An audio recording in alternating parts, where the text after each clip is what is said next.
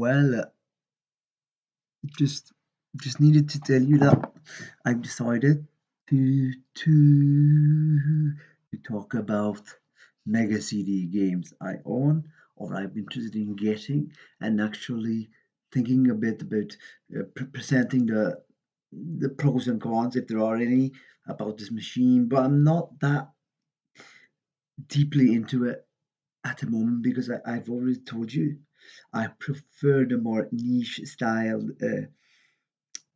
um, oddball or arcade direct titles that are on the 32X. I prefer the 32X. I've owned 32X longer. I've played many games on the 32X, and I have a long. I mean, considering the whole way down from when I started to play games in a regular manner, I have played I have the most experience of playing Sega Saturn. So for me, 32X or Saturn takes the cake, so to speak. Differentiating between the two is difficult because it has to do with specific games the draw, the magnetic kind of draw to those systems has to do with special characters in games in a certain milieu or actually how to play them, how they're easy to get into, and things like that. And I just wanted to mention that I decided um, back in the day when I actually decided to get a Mega CD. The first time I ever bought a game for the Mega CD, I bought this game. It's Sherlock Holmes. And well, why was I taken into that kind of genre? I mean, I think the game is. I'm not. I'm not finding the right word because I think I have to spend time reading the manual because it's hard to me to get into it to know what to do.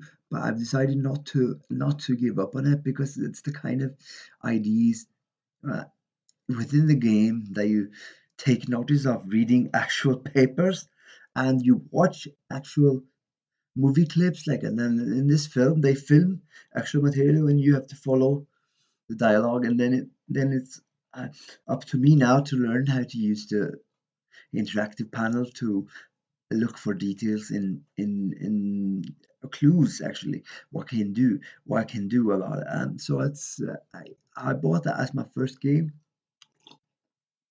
and I knew that there were two volumes, and I'm not exactly in a hurry, so I've decided one day maybe I get into it if I decide to read the whole manual and understand how to interact with the game. Because I mean, the capacity it shows is that it's a really nice kind of, it focuses on, even if the graphics on the actual footage, moving footage, is grainy, and it still, proves that Mega CD had capacity to run heavily built up games with um, detail in it. And then, well, with detail, yeah. So I think this is a point and click adventure. Maybe it's too difficult to play it, and I just played it a few times, and it's difficult to get into. But I'm still, I'm intrigued by the basic idea, and the way that Mega CD made it possible for you to interact with working with actual, film clips like that. So I'm very happy to have the game, and I'm longing for the time when I can sit down and read the manual, and when I can, do things all the way down the line, focus on what I'm doing better to really get, because it's a charming atmosphere, the way they talk about things and converse, like, over while reading the paper they converse, and they talk about your last fellows, and it's easy going, but it still has detail in it, and that's what making it really really interesting. And then I like some other kind of games, tricky kind of charming character in a different way in some games. And then one of those games I actually bought just by looking at the YouTube introduction, the introduction video for the game, which I think I liked this atmosphere, and it was like I must try that one game. It was this game, and it's Poxy. Poxy is a why I like it is it's a platformer, but it's not just a side scroller.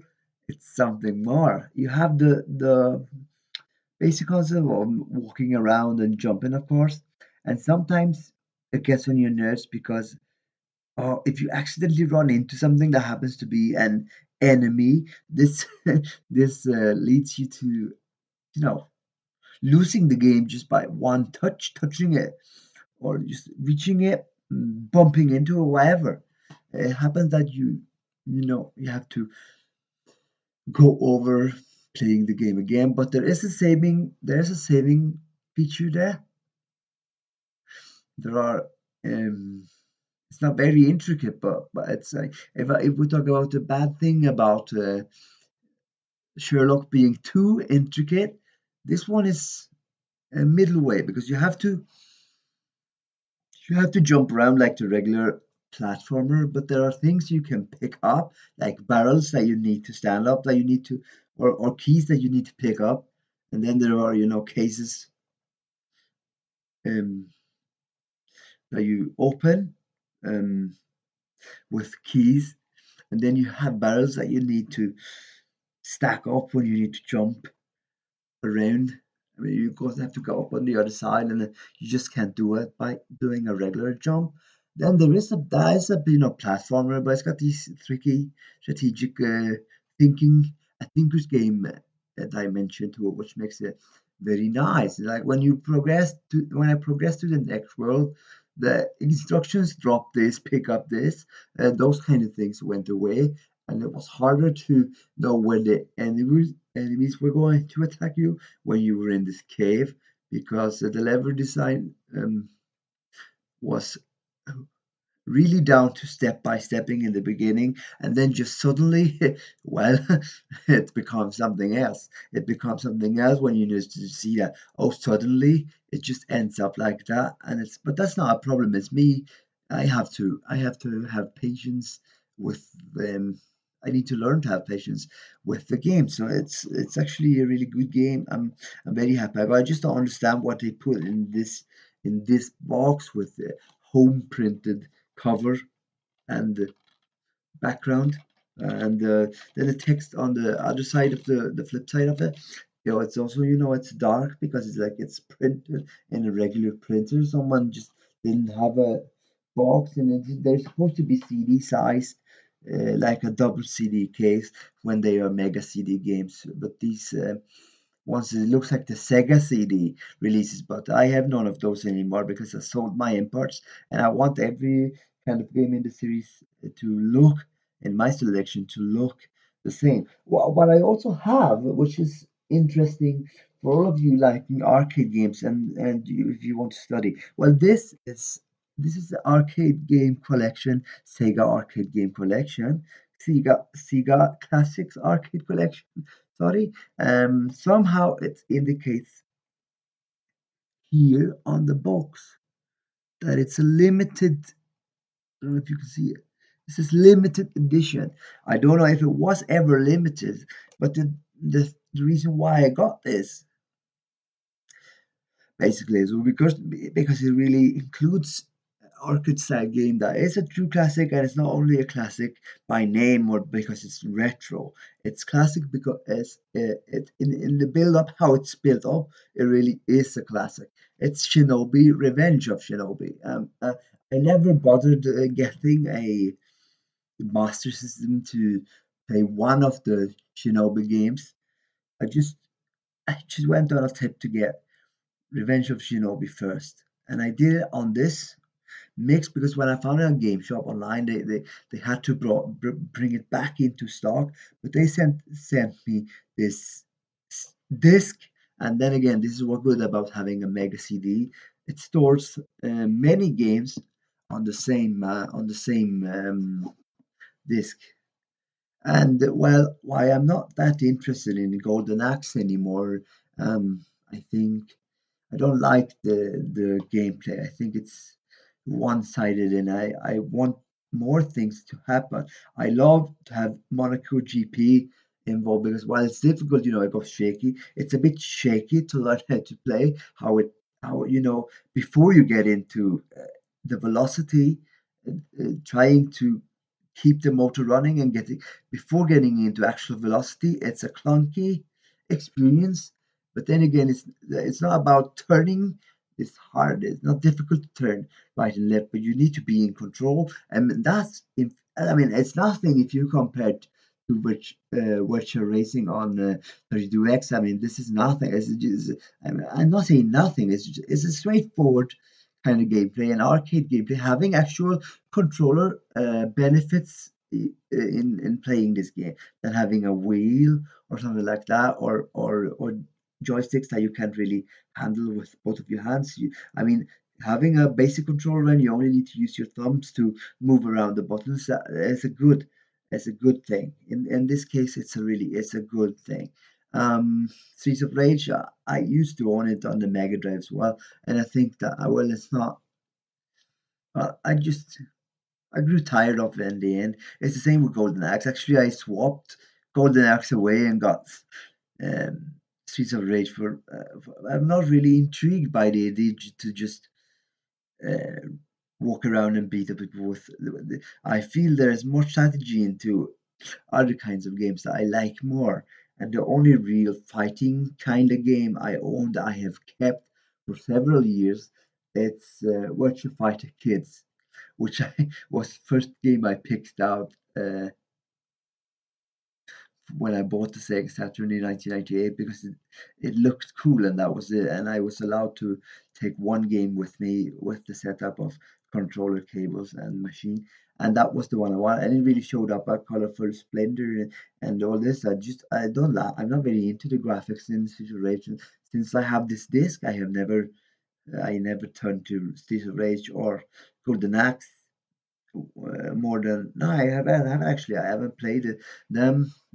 I've played Golden Axe 2 for Mega Drive. It's just like I have never been involved in being in arcade halls like that at the arcades playing games in that with playing actual arcade machines. But I'm very happy with the arcade at home because I'm very used to the Sega six-button control that fits in your hands easily, and it's the same with the Sega Saturn, at least the Model 2 controller.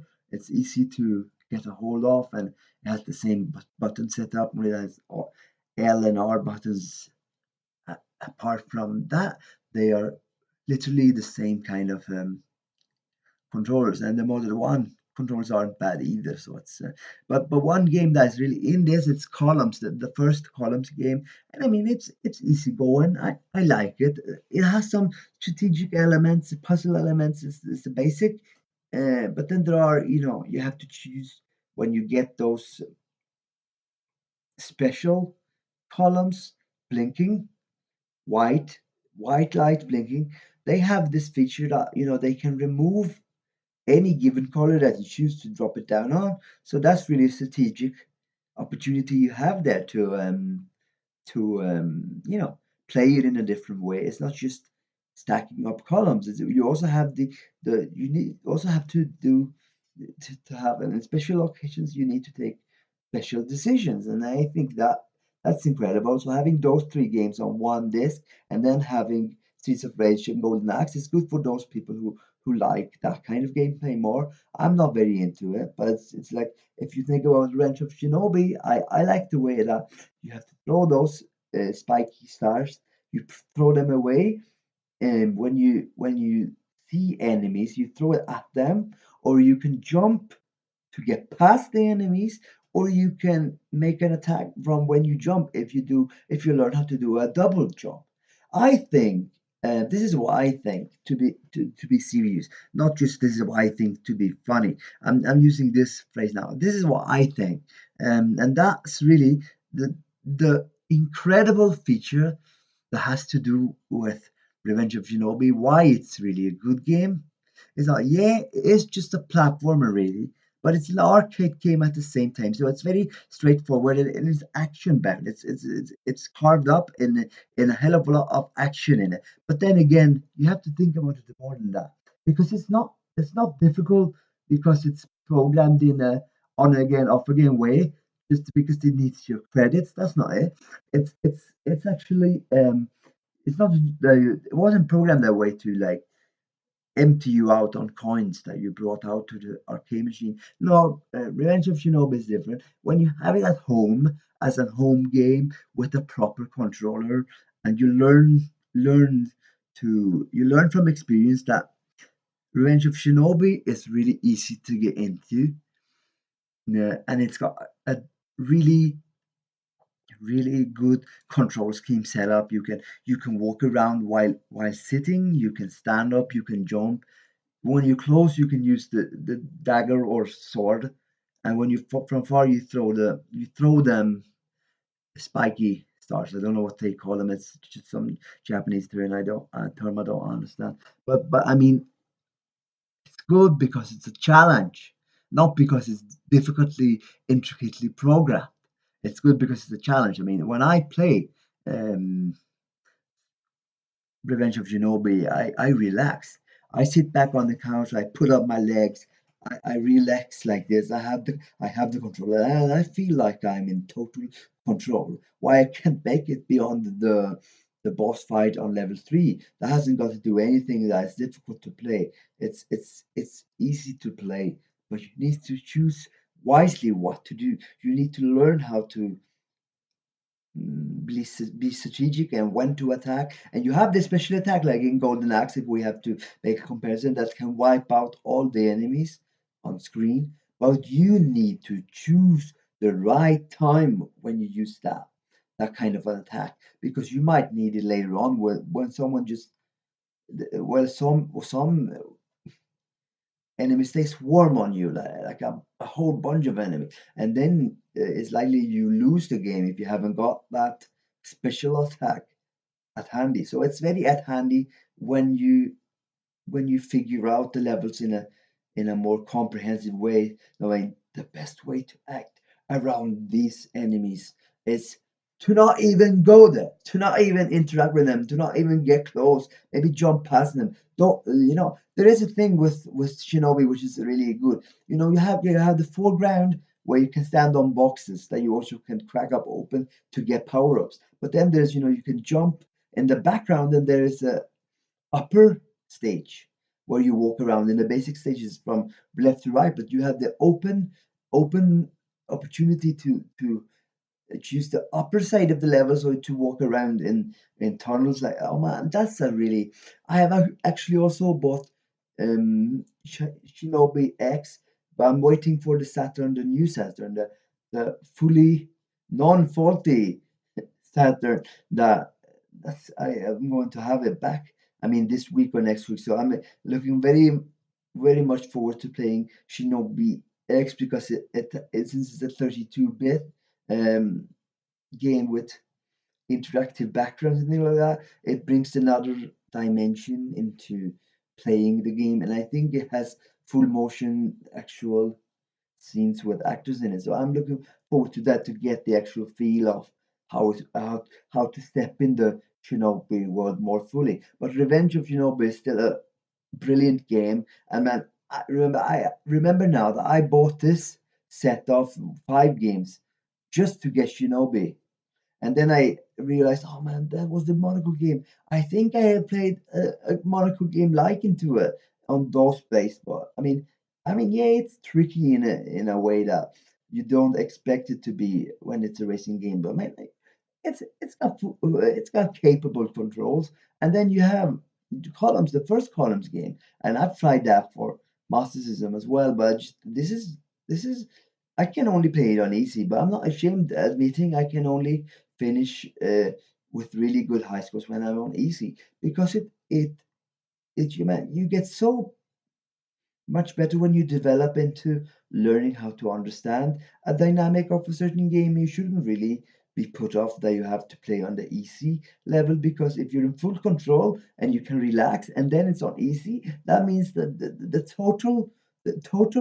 uh, uh, total value of the experience is much more than just trying to be hasty, quickly playing, or intensely playing. I mean, I can sit back with this 5 set disc of games and just sit back and relax and play. I don't even have to go into any intricate details because I feel like I'm in full control when I'm playing these games.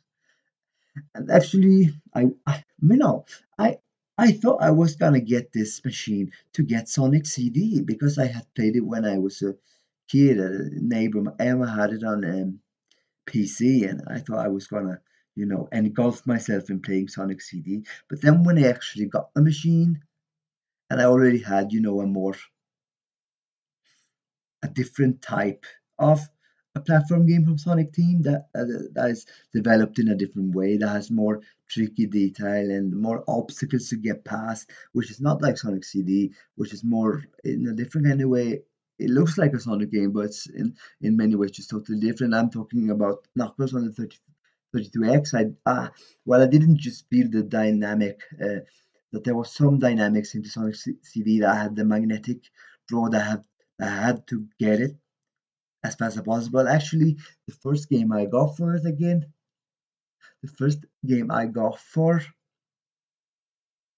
Mega CD was Sherlock, and I'm still happy I did it. I just need to have more time to learn how to play it. And then again, I used to have Stellar Assault. Sorry, I have Stellar Assault, but I used to have Star Wars Rebel Assault. And I thought that it was gonna be as easy to get in control of as Star Wars Arcade is on the 32X. But then again, I think Rebel Assault is too intricate. It makes even the basic flight training difficult, and I don't think the controllers there are fairly responsive. Oh no, a side of a cave. Oh, we need to get back to the base. I did not like the setup that was in that game. I know how they try to get the most out of Sega CD there, but I think it's too intricate. It gets difficult. Gets difficult in a way where it's just tricky business and there is no there's no intellectual input that can make you get past those obstacles. It's just I felt when I was playing it was badly programmed, and I was very, you know I wasn't feeling anything playing it other than I got felt lots of pressure, stress, and I disdain for the gameplay. And in that way, even though I liked the Star Wars universe, just the Rebel Assault to me just couldn't be saved. Star Wars Arcade, when you play it, it's difficult too. But then you have the training areas where you take things step by step, and I love that kind of gameplay. I actually got the 32X to play Star Wars. That was the reason I got 32X to start with, and I'm really into the easy to get along with arcade, but with some tricky details that is involved in the dynamics of 32X gaming. Some people care only for full 3D games, and I played many games in my life that have not been full 3D that I still, really enjoy. So then I've been thinking about buying Wonder Dog. That's one of the games I've been thinking about. I have some memories of playing Shock Rock Part 1 on Mega Drive. So now I realize there is a Shock Rock game number 1 on what do you call it, on Mega Drive, that also works on that there exists a version on Mega CD, and that's cool because I actually, well, I got a little, I overplayed Chocolate and wanted something fresh and new at the time when I swapped games a lot in the mid 90s, so I got rid of it. But now I found that there are both chances to get games for me here, because there's Chocolate number 1, and then there's Son of Chuck, which also looks interesting to me. And this is cool because I used to own BC Racers, for PC, a DOS based game that was moving a bit so and so. It was slow actually because I had only, 4 times the speed only PC at the time to play that game, and I don't know where I put it right now. I think I bought it in Letterkenny when I was in Ireland for the first battle, first demo. I don't even remember when, but now I have it on the 32X because there was a modern conversion of the thing that I bought from Catalonia. From Sega Rules again, you need to check them out if you have the means. They provided me with PC racers. It's difficult because it's a maximum velocity kind of game involving you in lots of crashing with the bike, and it's difficult to get into actually, but it's a nice atmosphere because that's the atmosphere you like. It's the Chuck Rock universe. So I would be lovely for me to have both Chuck Rock 1 and 2. Well, when number 2 is the son of Chuck. I would love to get that, but it's not the games I prioritize right now because I well I have a Sega Saturn to attend to in the end, like next week, and then again I'm so into these titles I have on 32X already, so I'm not ready to get that deeply into Mega Drive. Mega Drive I play every now and then, but it's not like before. And I don't play Mega City that often. But I have these games; they don't really demand much of you when I just relax, sit back, and play. And it's like now I don't even care if I lose the game or win the game anymore. Because if you find the right games, that dimension of playing doesn't even matter. So I'm very happy to have the Mega CD. I should have gone for a Mega CD Mark 1, but it's not, and now I don't have it, so I couldn't engulf into the Sega CD imported version of Monkey Island for Mega CD. I would have loved to have that. I had the Japanese version even. It was difficult when you can't even start the machine. How are you gonna interact with the Japanese text-based game? If I bought it by mistake, and then I got the English-based version, but it demands a front-loading Mega CD with that is capable to run with a import adapter. I mean, it doesn't support 32X anyway, so I I couldn't go on because I couldn't think about maybe wrecking my 32X again just because I want to play a few Mega CD titles. Anyway, the good thing is that there are variety of games on the Mega CD. Then again, variety doesn't mean that all of the games are worth having. It is not like you say, people have the stupid argument against 32X saying, oh, there were only 36 games. And I was just, 36 games? There are lots of games. Yeah, it's not like I'm going to get every game. It's not like every game is worth having anyway, because everybody have their niche in what kind of games they like. And I mean, there's not a game like Nights into Dreams or Burning Range, but they fit for the Saturn format. So they were made for the Saturn format. There are some, they don't need intricate details in the graphics like how the HD version of some games looks. They don't need any of that. They are perfect games the way they are. And this is the same way with some of these Mega CD games. People think that, oh, well, was it really necessary to have a CD based Mega Drive? Was it really necessary to have a 30X expansion? It was so expensive back in the day, but I mean, good games are still good games, and you can't take away that from anything. Mega Drive CD was a great idea, and I think they have done a lot. Just that I'm not that deeply into it yet, so to speak. But my experience of the Mega CD is nice. It's just as I told you, they weren't really you back in the day. I read reviews of Wolfchild. Maybe that's the game I should get because I've read about it when it was new. Wolfchild.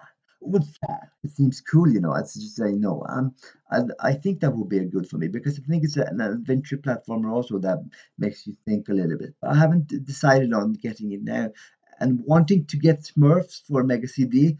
I would like beforehand to know if there's a big difference between the Mega Drive version and the Mega Drive CD version, and someone else who watches this clip perhaps he or she knows about that more than I do. So this is why I think I'm going to talk about more about the 32X later on because it's becoming a favorite system. I mean, I just even though I say, oh, Nights into Dreams, what a special experience. There's nothing like it. I'm actually getting into these quirky, quirky odd job titles on 32X, like liking them more. I like the way that it has a basic control scheme and you still get that of a kind of a modern outlook on how the games were planned. They are 32-bit without necessarily always being 3D, and that's really something. That's something they're 32-bit, but it's not about just free roaming 3D. There's other dimensions that make the tricky details, the delicate sense of some aspects of the graphics, like in Pitfall, that moving waterfall, man, it's amazing. Oh no, now I'm talking about something else. I was going to talk about these three games and for Mega CD and planning special games they actually want. But next time I'm going to talk about the actual potential of the machine and what if there is a potential in a hidden dimension that there were some things about the Mega CD that the programmers didn't bring out as much as they could have. Many of the shoot 'em ups look interesting for Mega CD, but I feel I might think that the shoot 'em ups um, are a bit too one-sided and too much concentration craving. I mean, it depends on how you having a strict sense of concentration all the while when you play games like that. I remember having some of those games for PC when I was younger, like Theory, and I don't remember really if you know those PC games, those based PC games that much. But I am very much into perhaps getting the Mega CD version of Prince of Persia, and then Wonder Dog again, and maybe Smurfs, and maybe Slip Heat. I don't know.